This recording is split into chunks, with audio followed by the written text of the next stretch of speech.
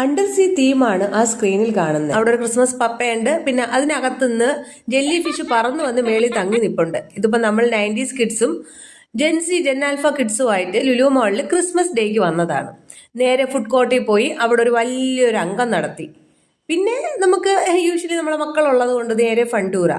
ഒരു ഗുണം ഉണ്ടായിരുന്നത് 2000 രൂപയുടെ ഒരു കാർഡ് എടുക്കുമ്പോൾ GST 2200 ആവും. പക്ഷെ 6000 രൂപയോളമുള്ള റൈഡ്സിൽ കയറായിരുന്നു. അങ്ങനെ ഒരു ഗുണമുള്ളതുകൊണ്ട് മക്കളൊക്കെ ചെന്നം പിന്നെ ഒന്നും നോക്കിയില്ല, അവർ പല പല റൈഡ്സിലും കയറി.